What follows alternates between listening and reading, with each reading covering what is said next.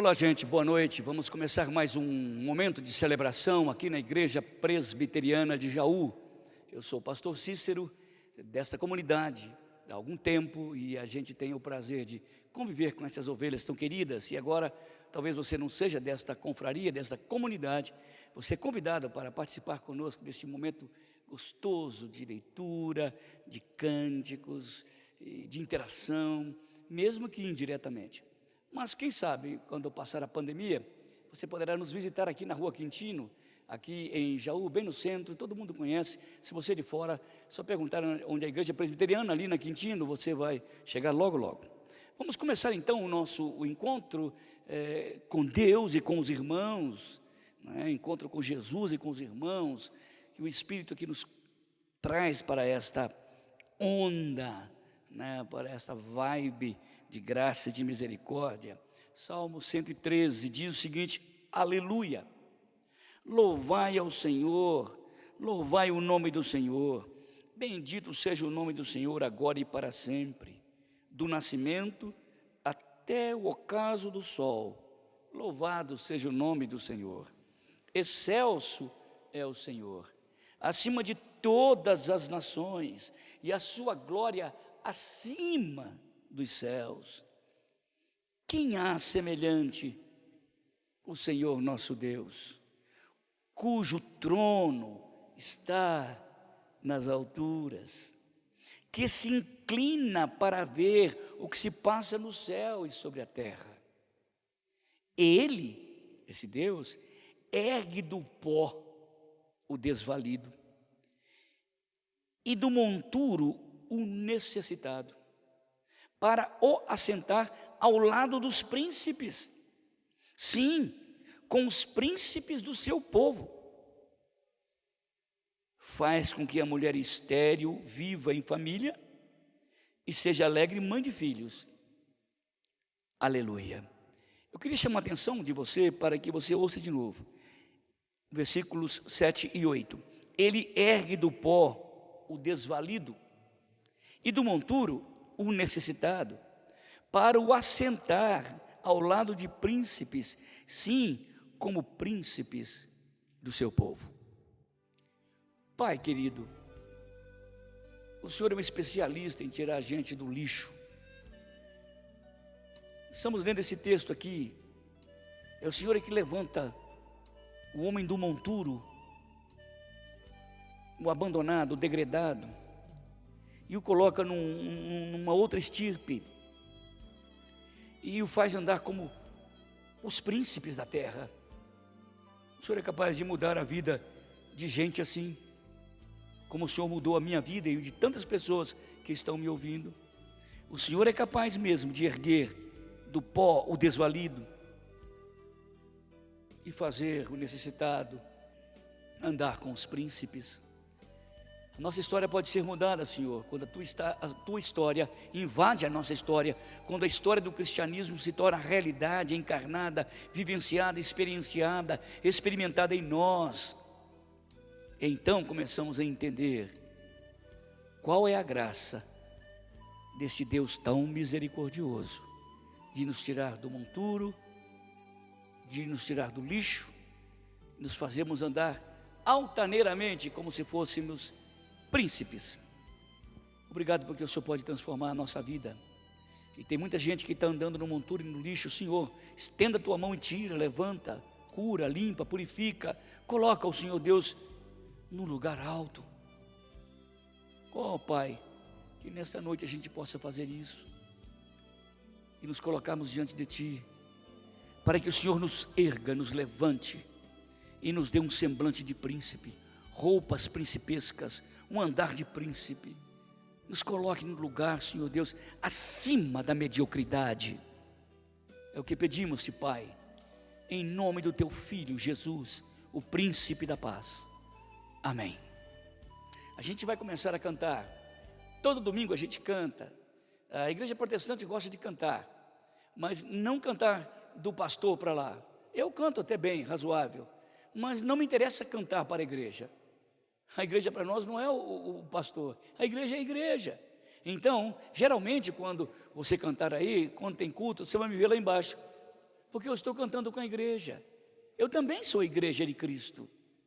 Eu também pertenço àquele corpo. Eu não sou uma pessoa distinta, porque eu sou um reverendo, um teólogo, um pastor. Eu sou uma ovelha de Cristo, quando? Nesse momento. Óbvio que Deus me deu a função de pastor, de cuidar do rebanho dele. Eu tenho isso como um grande privilégio, mais alto e sublime privilégio. Mas eu tenho um pastor. O pastor do pastor é Cristo, que é o pastor dos meus irmãos e das minhas ovelhas. Vamos cantar, vamos adorar esse Jesus maravilhoso, Senhor, cabeça e dono da igreja. A Ele toda honra, glória, louvor, majestade e soberania, antes de todas as eras e agora e pelos séculos dos séculos. Não é? Bacana, né? Que Deus possa te abençoar e que você possa adorar ao Senhor. Cante com a gente, acompanhe embaixo a legenda. Vamos adorar a Deus.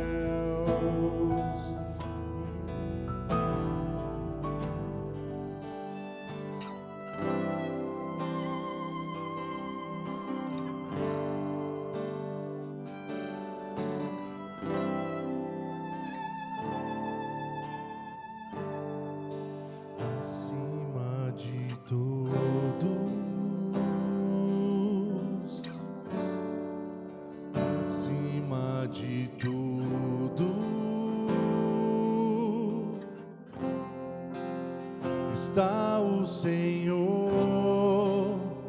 entronizado,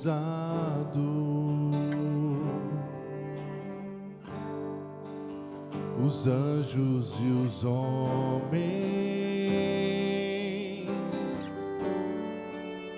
os céus e a terra,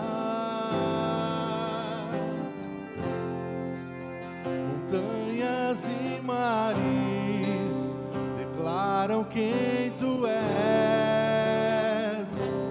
Tu és Senhor e Rei, governa sobre o universo, justo e fiel,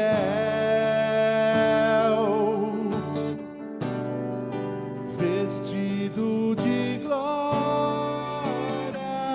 e poder, coroado estás, para sempre reinarás,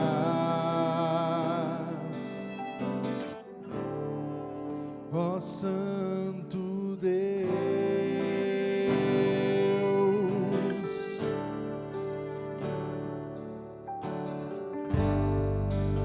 Acima de todos, acima de tudo, está o Senhor entronizado.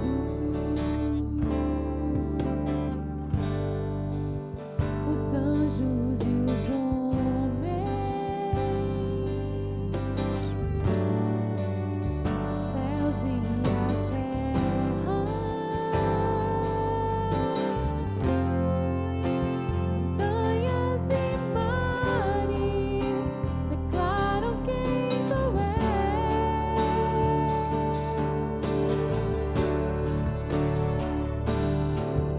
És Senhor e Rei, governa sobre o universo, justo e fiel,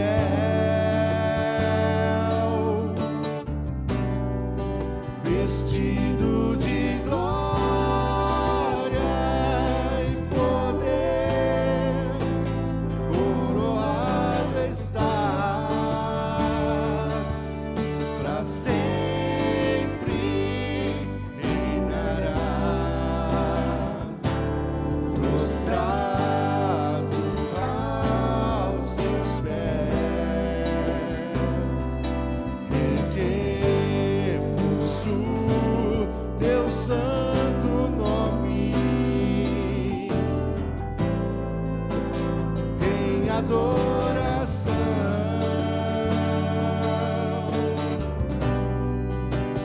Nos entregamos a ti, toma o teu lugar e habita entre nós, ó Santo Deus, ó Santo Deus, ó Santo Deus, Santo és, ó Santo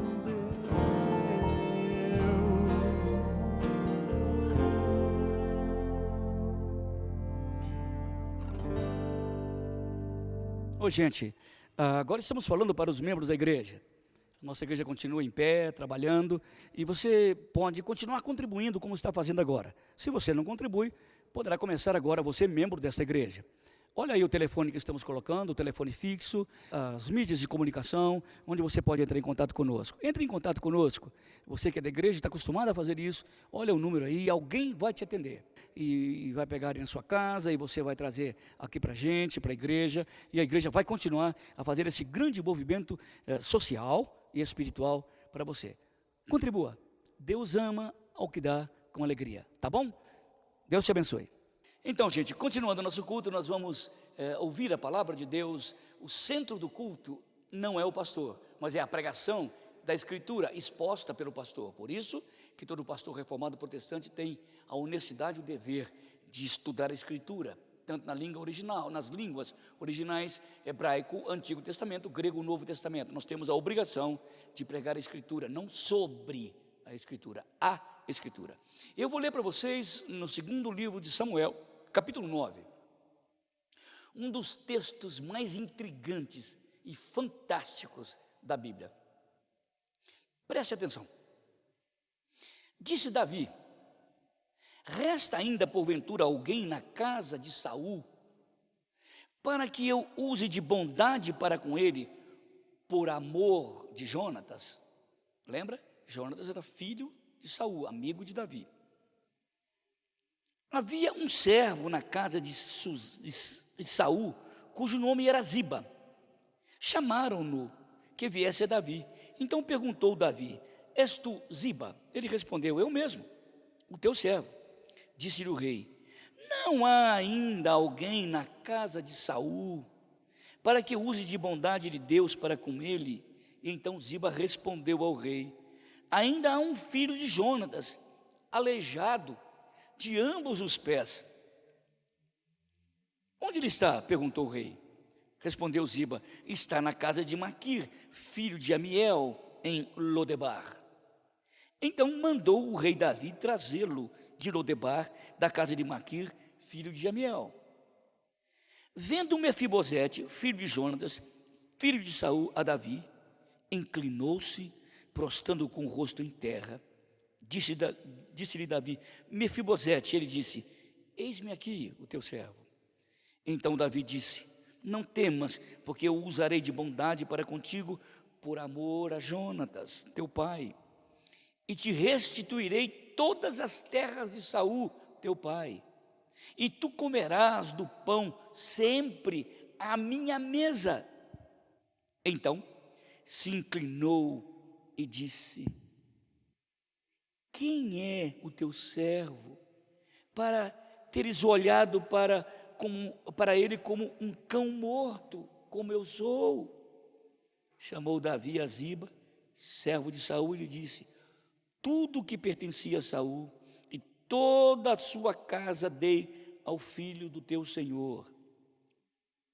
Trabalharás, pois, a terra, e tu e teus filhos, teus servos, e recolherás os frutos, para que a casa do teu senhor tenha pão com que comer. Porém, Mefibosete, filho do teu senhor, comerás pão na minha mesa.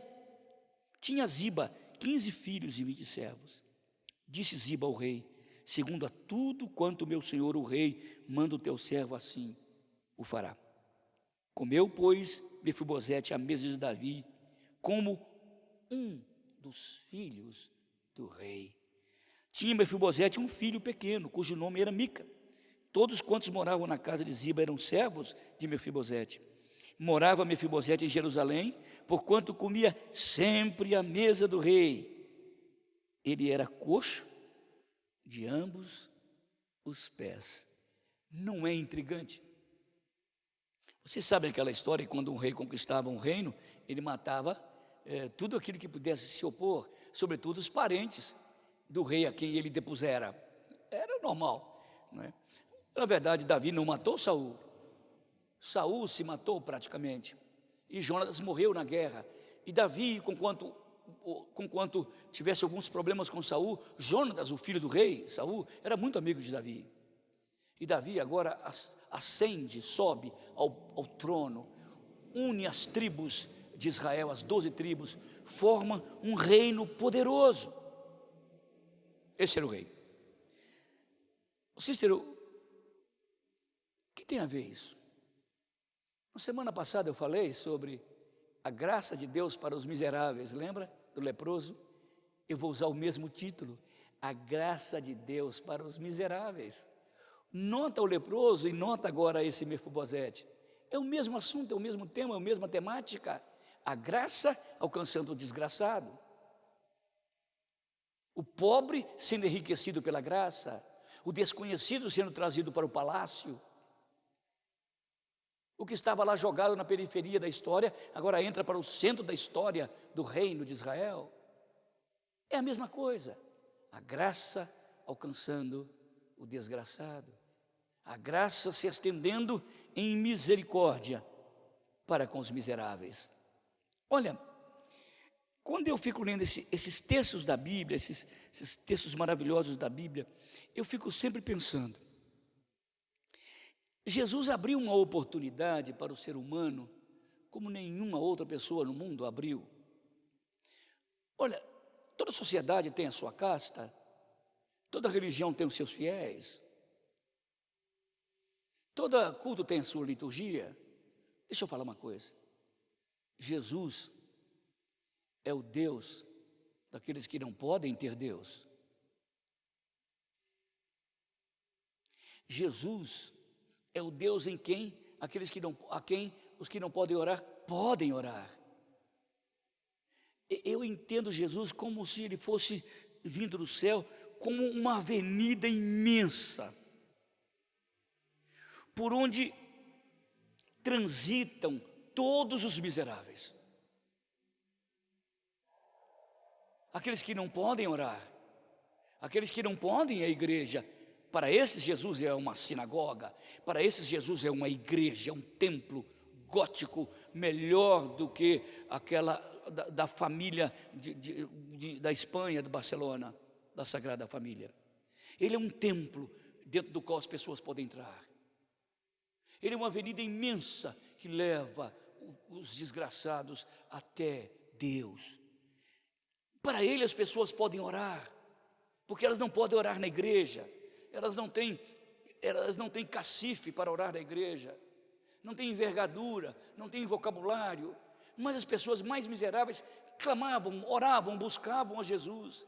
Eles não podiam ir à igreja porque havia muro da separação, mas eles podiam ser igreja com Jesus. Então Jesus é aquele Deus dos clandestinos, dos abandonados, dos miseráveis. Por isso é que ele se fez pecado, por amor deles, de mim. Então esse texto é um texto tremendo. Ele fala de uma forma extraordinária.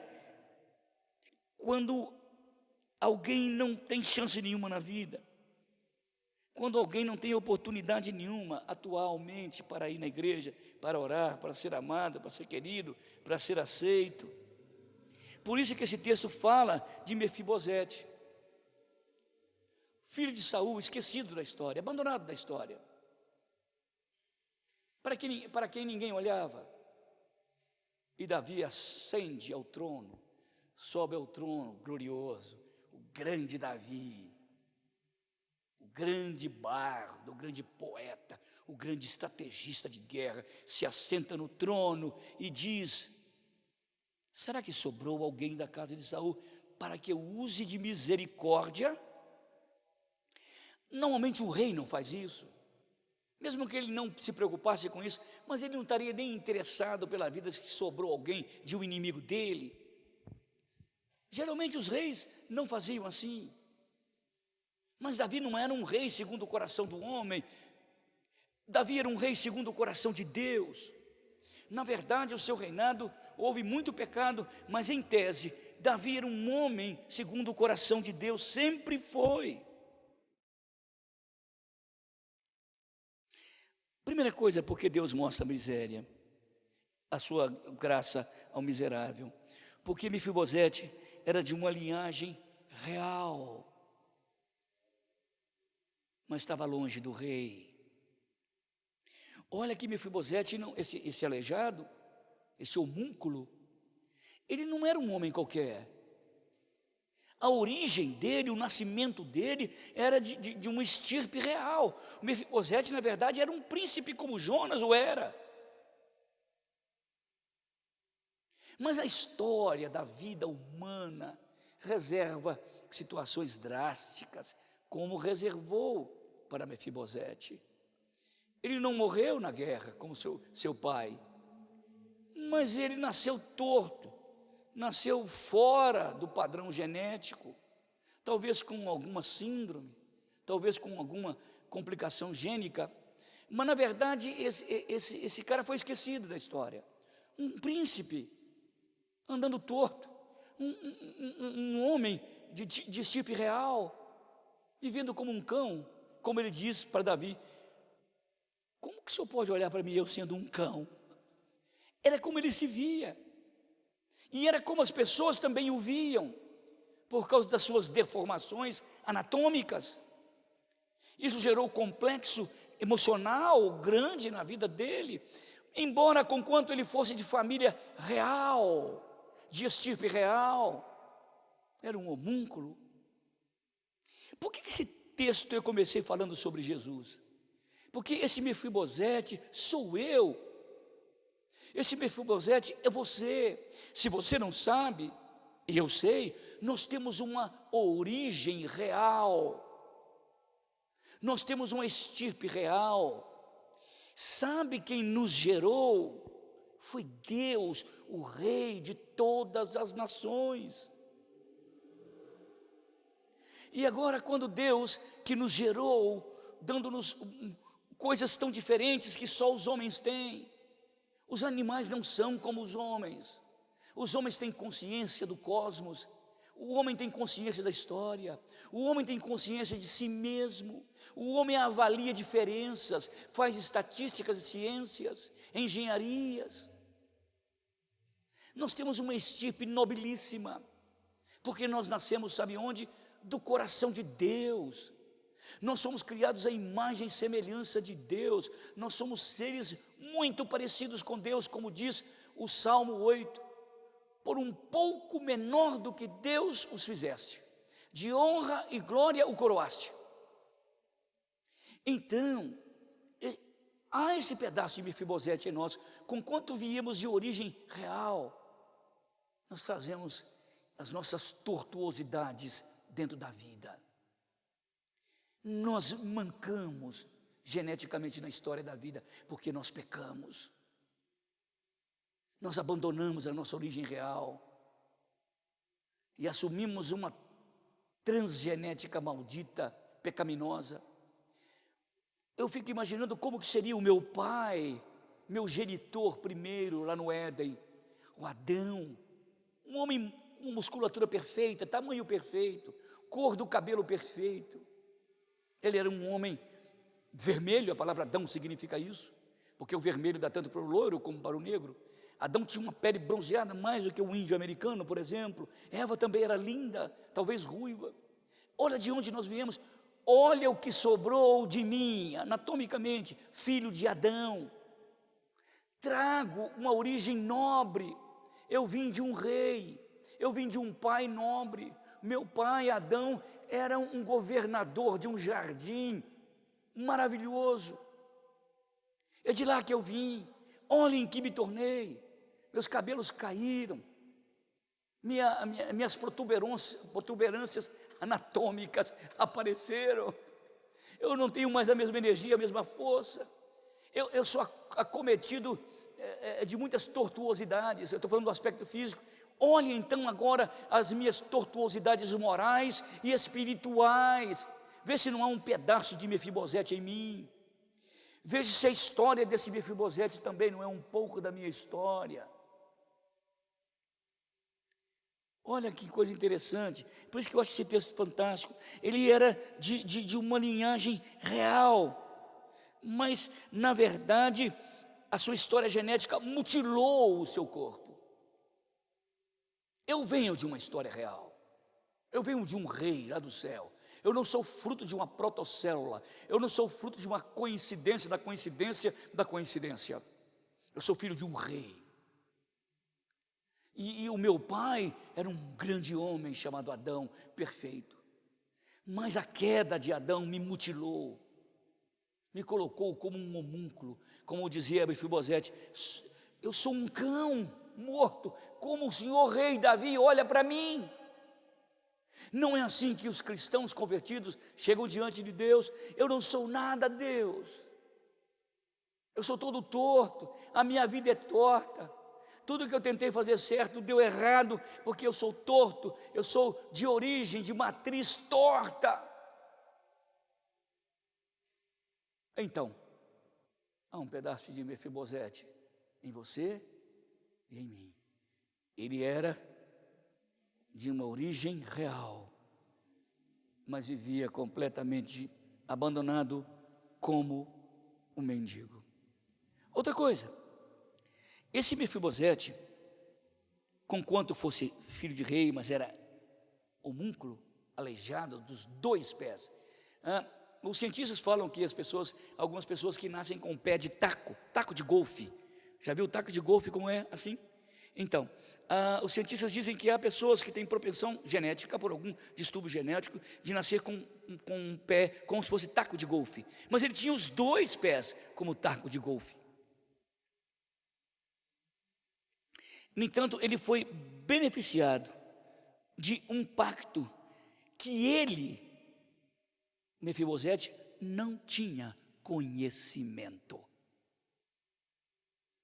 Olha bem, estava vendo jogado lá pelas periferias de Israel, nem sabia, jamais sabia, que havia um pacto entre Davi e Jonatas.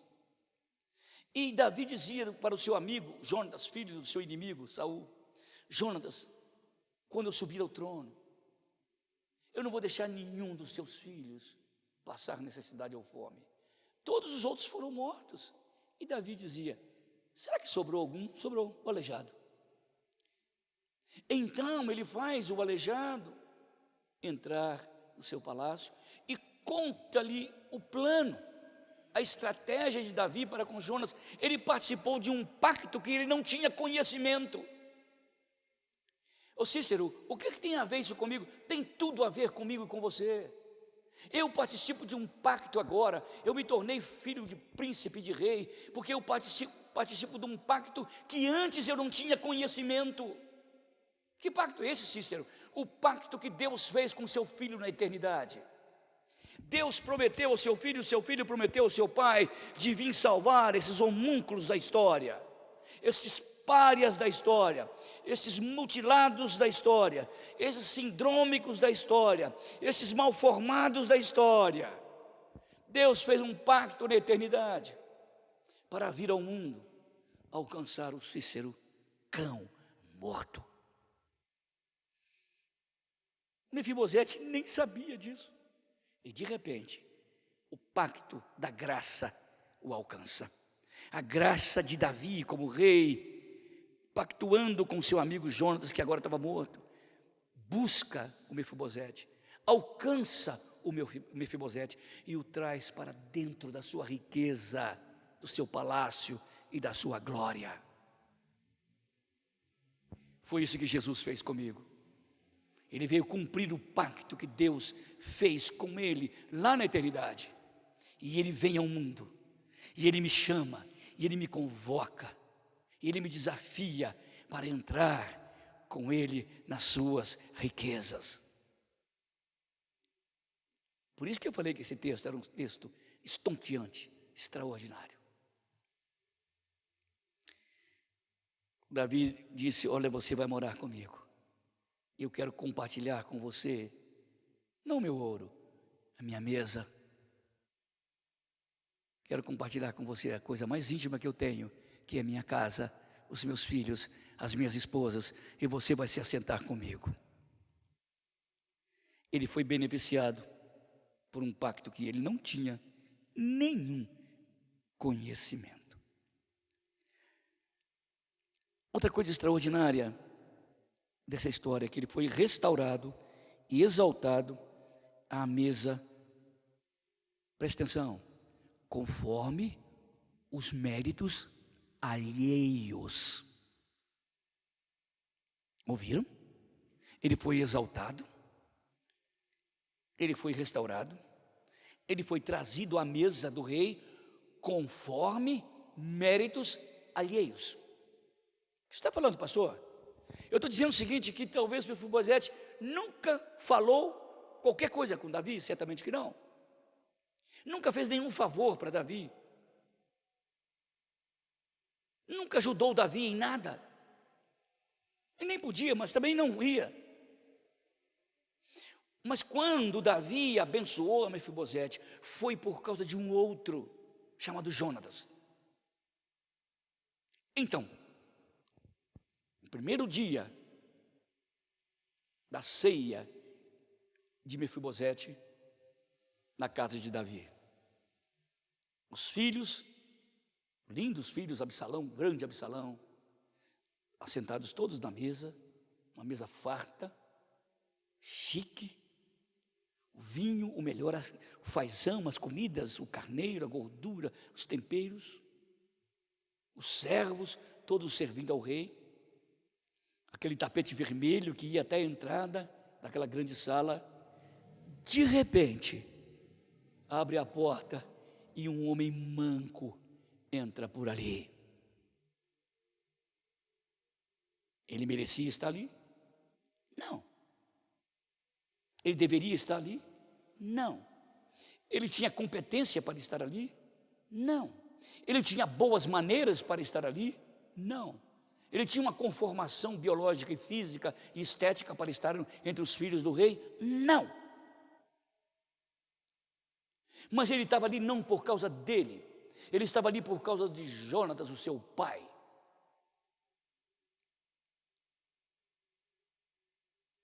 Jesus conta uma parábola que havia um homem rico. Ele fez uma grande festa e disse para os seus servos: convidem todos os que estão aí, os grandes da sociedade. E eles não foram, porque eles tinham que fazer um monte de coisas importantes. Então o senhor da festa disse: chame os pobres, os andrajosos, os que estão nas esquinas, chamem os periféricos, aqui na linguagem nossa, os pretos, os pobres e prostitutas, chamem-nos. Então os servos foram e levaram todos aqueles para o banquete. Será que eu não estaria naquele banquete? Sim, porque eu faço parte desse grupo. Eu não posso entrar num tapete real, eu não sei viver na realeza, nem no aspecto real e nem simbólico. Eu não nasci na realeza.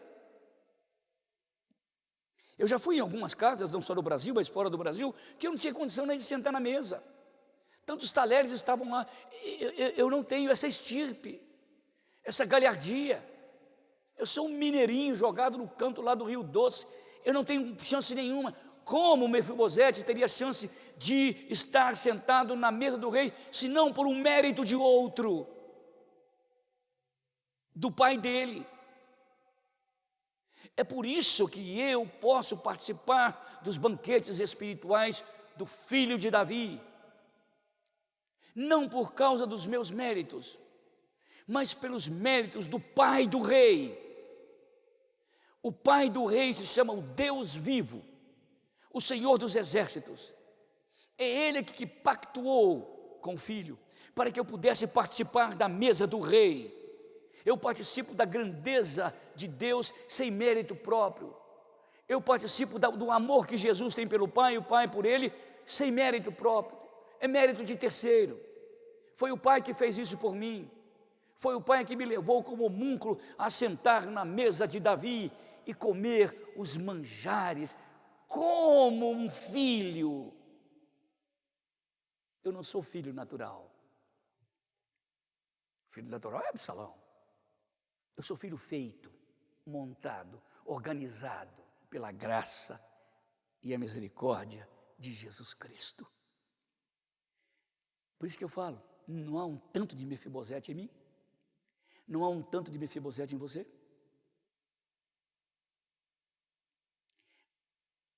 Finalmente, essa graça ao miserável, ao homúnculo, ao aleijado Mefibosete, foi bênção para muitas pessoas. O seu servo foi abençoado com a riqueza de Mefibosete. Os filhos dos servos, os filhos de Mefibosete. Deus não quer que essa bênção da graça dele de comer num banquete seja só nossa. Nós temos que convidar os periféricos, os abandonados, para que venham para a mesa, porque há lugar para eles na mesa de Deus. Há misericórdia e graça naquela mesa rica. Então, se eu estivesse naquele banquete, eu estava olhando para Mefibosete, mas estava pensando em Jonatas. Ele está ali por causa do pai. Não tem um tanto de Mefibosete em mim e em você?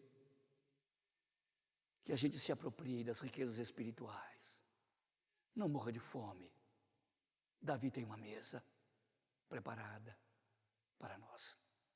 Que Deus nos abençoe e que a gente possa, mesmo deficientes como somos, nos esbanjarmos nos banquetes de Deus. Amém. Bom, gente, foi um prazer ter vocês aqui. Nós estamos terminando o nosso encontro. Eu quero ver você no próximo domingo, na mesma hora, tá bom? Aqui nesse local aqui, eu de frente para vocês. Vamos orar? Pai, o Senhor sabe como nós somos, o que há de torto em nós, e há muita coisa. Mas por causa do pacto que Jesus fez contigo, nós ousamos entrar nesse tapete vermelho dos céus, nos lugares celestiais, e pela fé, olhando para Davi, sem medo nenhum do castigo, olhando para Davi, e ele nos chamando, podemos participar deste grande banquete. Obrigado por esta noite, pela experiência da Tua palavra que se renova em nós. Em nome do Teu Filho Jesus, é que eu oro, agradecido. Amém. Bom, eu espero encontrar você domingo que vem, nesse mesmo horário. Que a graça do Senhor Jesus Cristo, o amor de Deus, o nosso Pai, a comunhão, a consolação, a vida, a riqueza, o poder do Espírito, estejam com vocês e todos nós, ex-desgraçados, ex-desvalidos, trazidos para o banquete espiritual, hoje e pelos séculos dos séculos. Amém.